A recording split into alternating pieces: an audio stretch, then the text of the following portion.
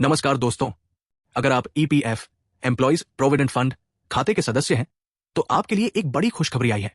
EPFO कर्मचारी भविष्य निधि संगठन ने मौजूदा वित्तीय वर्ष के लिए 8.25% ब्याज दर की घोषणा कर दी है। इस फैसले का करोड़ों कर्मचारियों को सीधा लाभ मिलेगा।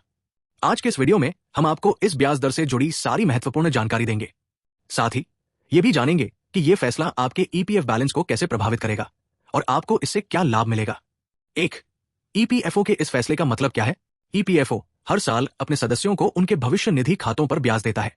इस बार 8.25% की ब्याज दर घोषित की गई है, जो पिछले साल के मुकाबले थोड़ा अधिक या समान हो सकता है। यह ब्याज सीधे आपके ईपीएफ खाते में जोड़ा जाएगा और जब आप इसे निकालेंगे तो आपको कुल राशि के साथ यह ब्याज भी मिलेगा। 2. यह ब्याज कब और कैसे मिलेगा? अब सवाल यह आता है कि यह ब्याज आपको कब मिलेगा। ईपीएफओ हर साल वित्तीय वर्ष अप्रैल से मार्च के अंत में ब्याज दर घोषित करता है।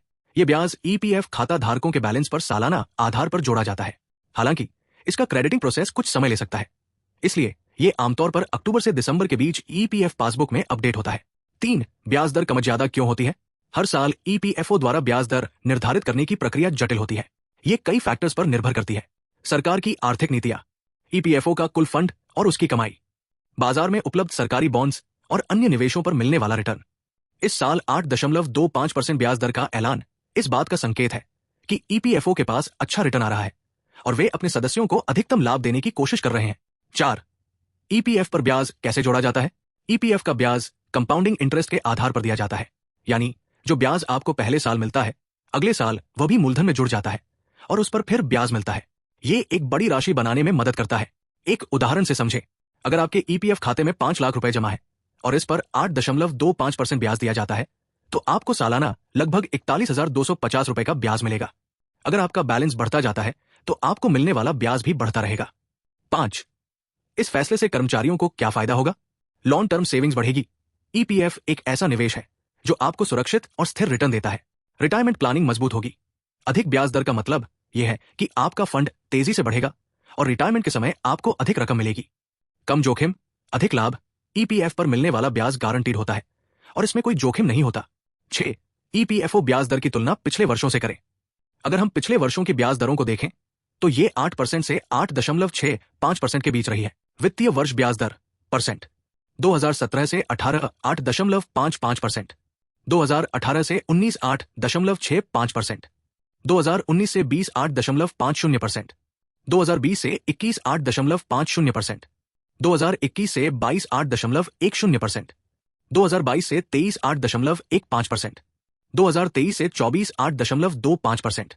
जैसा कि आप देख सकते हैं, ब्याज दर में ज्यादा उतार चढ़ाव नहीं हुआ है, लेकिन यह अभी भी फिक्स डिपॉजिट, एफडी और अन्य निवेश विकल्पों से बेहतर रिटर्न देता है। 7. क्या इस ब्याज दर में भविष्य में बदलाव हो सकता है? हर साल की तरह अगले साल ईपीएफओ की ब्याज दर फिर से तय की जाएगी।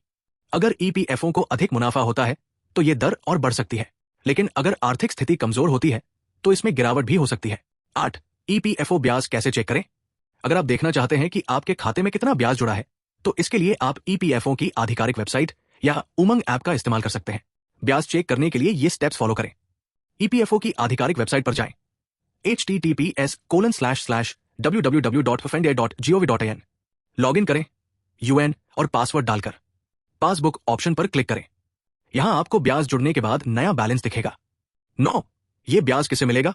यह ब्याज केवल उन कर्मचारियों को मिलेगा जो ईपीएफ के सक्रिय सदस्य हैं, यानी जिनका खाता चालू है और जिनके नियोक्ता उनके वेतन से पीएफ राशि काटकर ईपीएफओ में जमा कर रहे हैं। 10. अगर नौकरी बदल जाए तो क्या ब्याज मिलेगा? हाँ, अगर आप नौकरी बदलते हैं और यूएन नंबर वही रहता है तो आपको ब्याज मिलता रहेगा, लेकिन अगर आपने अपनी पुरानी ईपीएफ राशि को ट्रांसफर नहीं किया तो वो राशि निष्क्रिय हो सकती है और उसमें ब्याज मिलना बंद हो सकता है। निष्कर्ष, ईपीएफओ द्वारा 8.25% ब्याज दर की घोषणा कर्मचारियों के लिए एक अच्छी खबर है। यह आपको सुरक्षित निवेश और बेहतर रिटर्न देता है, जो आपकी लॉन्ग टर्म फाइनेंशियल प्लानिंग में मददगार साबित होगा। अगर आप ईपीएफ खाते के सदस्य हैं तो इस ब्याज दर का अधिकतम लाभ उठाने के लिए अपनी सेविंग्स को लगातार बनाए रखें और बीच में ईपीएफ से पैसा निकालने से बचें। वीडियो पसंद आया हो तो इसे लाइक और शेयर जरूर करें और अगर आपके मन में कोई सवाल है तो कमेंट में पूछना न भूलें। धन्यवाद।